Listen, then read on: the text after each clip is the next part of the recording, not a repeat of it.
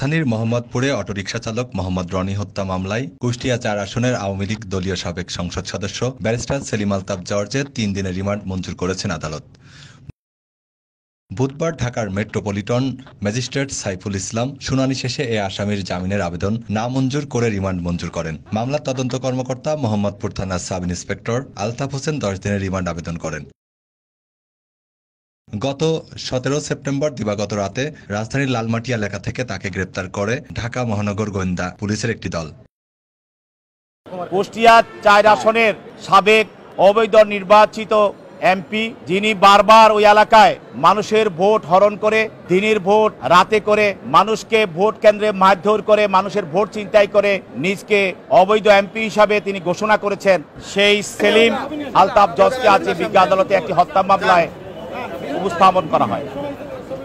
এই হত্যা মামলাটা হলো গত ১৯/২৪ তারিখে মোহাম্মদপুর নুরজাহান রোডের সামনে প্রাথমিক বিদ্যালয়ের সামনে যখন কোটা আন্দোলনকারী এবং বৈষম্য বিরোধী ছাত্র জনতা যখন আন্দোলন করছিল, তাদের মিছিল নিয়ে যাচ্ছিল, তখন এই ফ্যাসিবাদ শেখ হাসিনা পূর্ব থেকে ঘোষণা করেছিল যে পুলিশের পাশাপাশি এমপি, মন্ত্রী এবং তার দলের নেতা কর্মীরা সেখানে এই আন্দোলনকে মোকাবিলা করবে। সেই হিসাবে সেলিম রেজা সহ এবং আওয়ামী নেতা কর্মীরা সেখানে দেশীয় অস্ত্র সহ পুলিশের সঙ্গে উপস্থিত থেকে গুলি চালান। এই গুলিতে এই অটোরিকশা চালক রনি নিহত।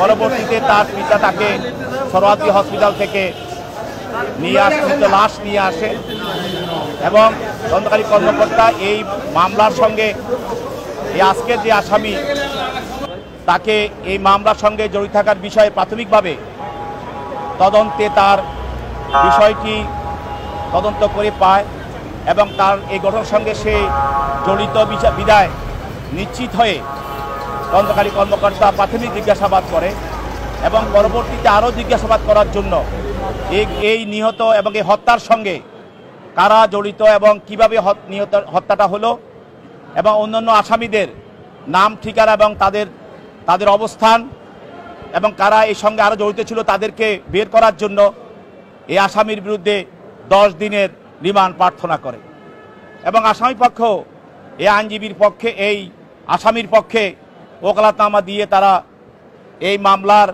তার আসামির পক্ষে রিমান্ড বাতিলপূর্বক জামিন প্রার্থনা করে। বিজ্ঞ আদালত উভয় পক্ষের শুনানি অন্তে আসামির বিরুদ্ধে ৩ দিনের রিমান্ড মঞ্জুর করে।